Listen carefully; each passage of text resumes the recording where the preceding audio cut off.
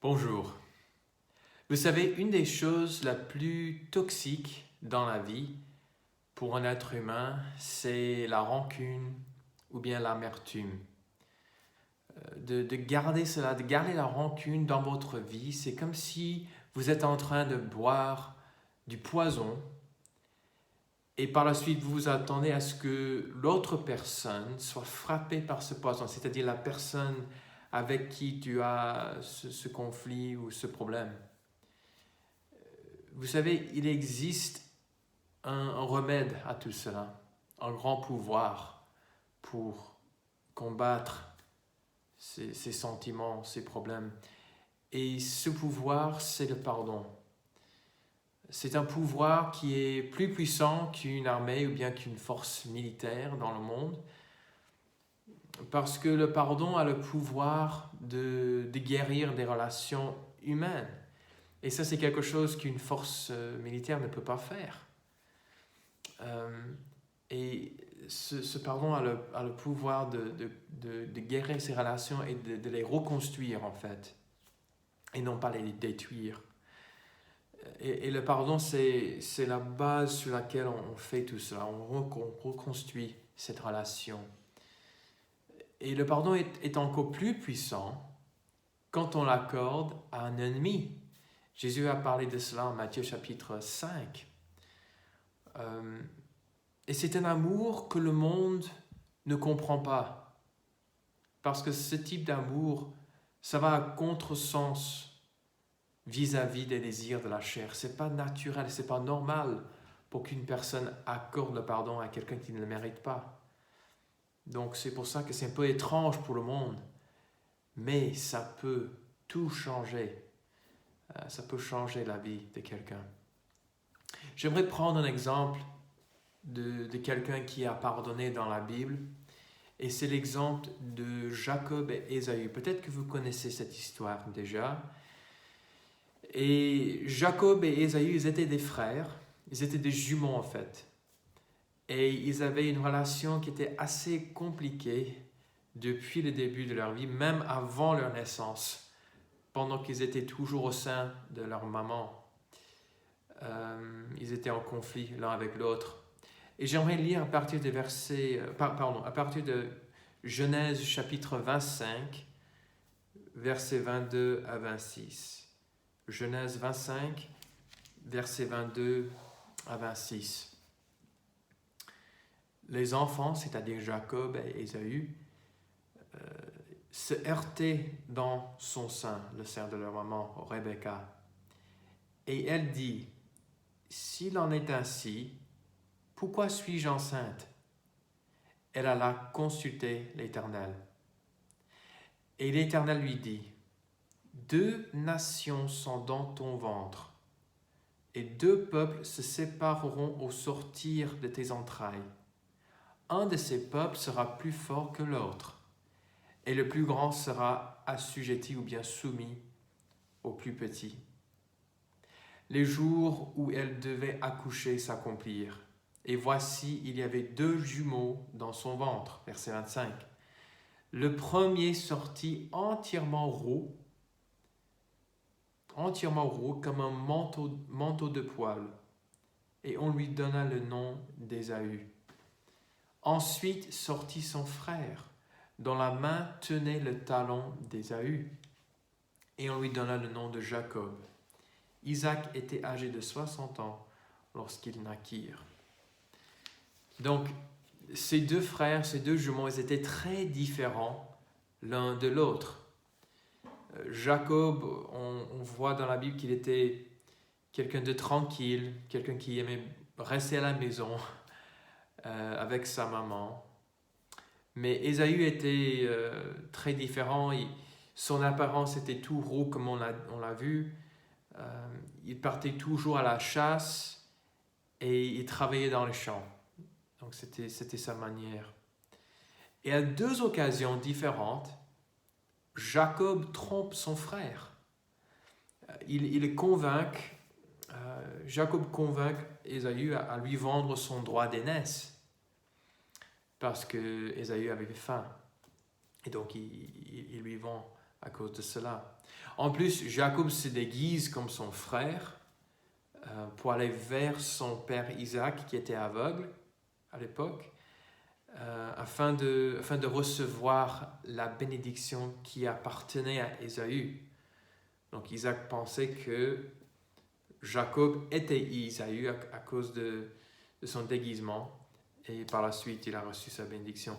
Alors ce sont deux grandes choses qui lui ont été volées en quelque sorte à cause de Jacob.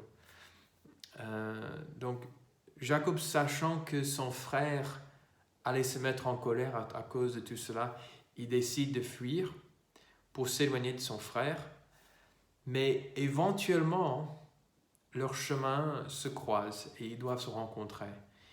Jacob doit faire face à tout ce qu'il avait fait à son frère dans le passé.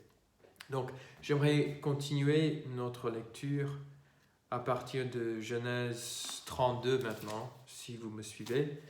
Genèse 32, versets 3 à 8. 3 à 8. Jacob envoyait devant lui des messagers à Ésaü son frère, au pays de Séïr, dans le territoire d'Édom. Il leur donna cet ordre. Voici ce que vous direz à mon seigneur Ésaü. Ainsi parle ton serviteur Jacob. J'ai séjourné chez Laban et j'y suis resté jusqu'à présent. J'ai des bœufs, des ânes, des brebis, des serviteurs et des servantes. Et j'envoie l'annoncer à mon Seigneur pour trouver grâce à tes yeux. Les messagers revinrent auprès de Jacob en disant, nous sommes allés vers ton frère Ésaü, et il marche à ta rencontre avec 400 hommes. Jacob fut très effrayé et saisi d'angoisse.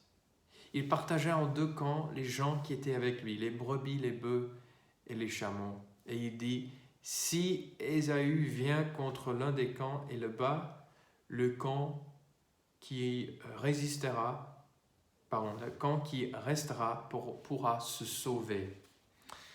Et après cela, il se met à prier l'Éternel pour venir à son secours.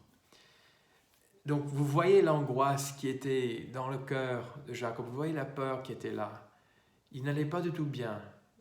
Il a beaucoup de crainte à cause de son frère. Et je me demande, depuis combien de temps Jacob vit dans cette angoisse, dans cette peur.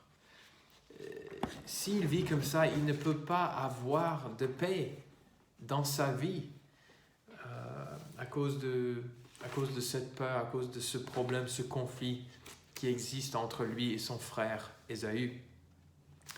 Et donc, tout cela nous amène au chapitre 33 en Genèse, où finalement ces deux frères se voient, ils se rencontrent pour la première fois après toutes les mauvaises choses qui se sont passées il y a des années. Donc, Genèse 33, à partir de verset 1. Voilà l'arrivée d'Ésaü. Jacob leva les yeux et regarda. Et voici, Ésaü arrivait avec 400 hommes.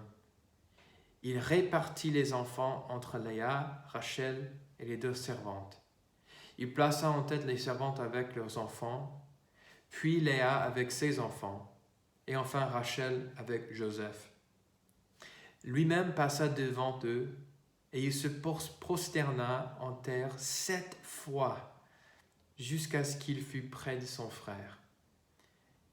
Ésaü courut à sa rencontre, et il l'embrassa, se jeta à son cou, et le baisa, et ils pleurèrent tous les deux. Ésaü, levant les yeux, vit les femmes et les enfants, et il dit, « Qui sont ceux que tu as là ?» Et Jacob répondit, « Ce sont les enfants que Dieu a accordés à ton serviteur. » Les servantes s'approchèrent, elles et leurs enfants, et se prosternèrent. Léa et ses enfants s'approchèrent aussi et se prosternèrent. Ensuite, Joseph et Rachel s'approchèrent et se prosternèrent. Verset 8. Ésaü dit, « À quoi destines-tu tous ceux que j'ai rencontrés. Et Jacob répondit, à trouver grâce aux yeux de mon Seigneur. Ésaü dit, je suis dans l'abondance, mon frère. Garde ce qui est à toi.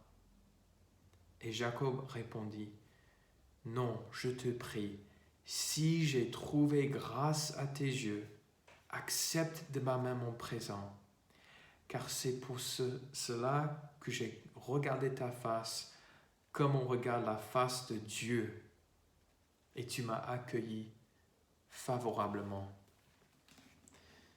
Alors, verset 3, le texte nous dit qu'il se met à genoux 7 fois pour montrer de l'humilité envers son frère. Il sait qu'il ne va jamais pouvoir faire assez de choses, ou bien il ne va jamais pouvoir faire le nécessaire pour mériter le pardon, pour régler le problème lui-même qui existe entre lui et Ésaü. Mais en fin de compte, s'il reçoit le pardon, ça va être à cause de la miséricorde d'Ésaü qu'il va lui accorder.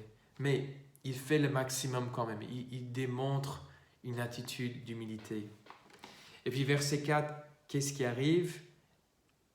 Ésaü le prend dans ses bras, il commence à pleurer. Et quelle surprise pour Jacob. Il ne s'attendait pas à ce que son frère allait commencer à pleurer avec lui en l'embrassant comme cela. C'est incroyable. Et puis, donc, quelle surprise pour Jacob et puis quelle libération pour Ésaü. Évidemment, Ésaü est prêt à être libéré de cette prison d'amertume, de cette prison de rancune qui est dans son cœur depuis très longtemps, qui l'occupe depuis très longtemps. Et il est prêt à comme on dit, enterrer la hache de guerre et puis de recommencer à zéro avec son frère. Et c'est très très admirable ce que Ésaü fait. Et puis verset 10, Jacob insiste qu'il garde l'offrande, c'est-à-dire toutes ces choses qu'il offre à Ésaü pour demander son pardon. Et Jacob fait une comparaison à sa rencontre avec son frère, comme s'il voyait la face de Dieu devant lui. Et ça, ce n'est pas quelque chose qu'on fait facilement de faire face au Créateur de ce monde. Donc, Jacob exprime en quelque sorte la peur qui existait là par rapport à cette rencontre. Donc, quelles sont les leçons pour nous en tant que chrétiens, en tant que des gens qui ont besoin de pardon et aussi des gens qui ont besoin de pardonner, d'accorder le pardon aux autres? Parce que vous savez que la vie, parfois, nous sommes des êtres humains et nous faisons des fautes. C'est normal, nous ne sommes pas parfaits. Et donc, dans l'Église, même parmi des frères et des sœurs, il va falloir qu'on accorde le pardon les uns aux autres. C'est très très important. Alors, quelle leçon peut-on tirer de la vie ou bien de cette histoire entre Ésaü et Jacob? Premièrement, je pense que c'est important de reconnaître que des conflits irrésolus peuvent nous consumer. Ces conflits peuvent nous ravager. Et c'est exactement le cas avec Jacob pendant des années de sa vie. Si vous avez un conflit avec un ami ou bien un frère, une sœur, un parent, franchement, je vous encourage maintenant de ne plus attendre, mais d'agir. C'est-à-dire, il faut arrêter cette vidéo, il faut aller directement vers cette personne pour demander le pardon, pour être réconcilié avec cette personne. Soyons réconciliés pour qu'on soit pour que nous ne soyons plus obligés de vivre comme Jacob vivait pendant des années avec beaucoup de peur, avec d'angoisse, etc. Dieu ne nous a pas créés pour vivre comme cela. Il nous a créés pour vivre paisiblement, pour vivre dans la tranquillité et de ne pas vivre toujours avec de l'angoisse dans le cœur. Et on peut mettre fin à tout cela si on va vers une autre personne dans un esprit de douceur et d'humilité pour demander le pardon. Donc, sachons que des conflits irrésolus peuvent nous consumer et peuvent nous ravager. Et il faut régler cela. Il ne faut pas vivre comme cela pendant toute la vie. Deuxième chose, c'est quand vous allez demander le pardon à quelqu'un, c'est bien d'aller dans un esprit d'humilité. Dans un esprit d'humilité. Tous les dons de Jacob, des dons qu'il a offerts à Ésaü, cela montrait qu'il était repentant et qu'il voulait être très très humble. Et il voulait que Ésaü voit cela clairement. Et il y avait beaucoup de fois dans la vie de Jacob où il n'était pas quelqu'un de très humble. Il était prétentieux, il était très malin, il faisait des choses en cachette et ça c'est pas bien. Donc il s'est repenti et il voulait démontrer cela à son frère Ésaü. Donc il faut aller dans un esprit d'humilité. Vous pouvez montrer cela de plusieurs façons, mais il faut que ça soit communiqué, cet esprit d'humilité. Troisième chose, c'est que probablement, et je dis probablement, c'est pas dans tous les cas, mais probablement, les choses se passeront mieux que vous le pensiez. C'est-à-dire, je sais pas pour vous, mais pour moi, j'ai tendance à me préparer pour le pire. Peut-être il y a une situation avec une autre personne et moi j'ai toujours tendance à imaginer la pire des choses et puis une fois que je parle avec la personne, normalement ça se passe dans les bonnes conditions ou bien beaucoup mieux que je le pensais. Et je pense probablement que c'est le cas pour vous aussi. Combien de fois avez-vous dit que mais vous savez que c'était pas aussi grave que je le pensais? Donc parfois le plus difficile c'est juste de prendre le premier pas, d'aller vers la personne et dès qu'on commence à parler de vive voix, on voit que c'était pas aussi difficile qu'on le pensait. Donc ça c'est la troisième chose. Quatrième chose, c'est de ne pas oublier que le pardon, c'est un don. C'est un don non mérité, c'est-à-dire la personne à qui tu accordes le pardon, cette personne ne le mérite pas. Donc, il ne faut pas attendre jusqu'à ce que cette personne démontre leur valeur, démontre que voilà, je suis digne à recevoir ce pardon. Non, c'est un don. Et quand on donne quelque chose, c'est gratuit. Et on le donne non pas parce que cette personne mérite, mais parce qu'on aime cette personne. Verset 10 de Genèse 33, on a cette image de quelqu'un qui est devant Dieu, au trône de Dieu. Et lorsqu'on se retrouve devant Dieu, on ne va pas mériter le pardon, mais il va nous accueillir quand même. Pour ceux qui sont ses serviteurs, pour ceux qui ont obéi à son évangile, pour ceux qui sont restés fidèles pendant toute leur vie, Dieu va les accueillir, ça c'est sûr. Ça ne veut pas dire que ces personnes ont été parfaites pendant toute leur vie. mais ça veut dire que ces personnes sont restées fidèles et Dieu leur accorde le pardon. Donc, si on pense à comment Dieu nous a pardonné, ce serait plus facile de pardonner les autres, je crois. Et Jacob était très reconnaissant pour ce don.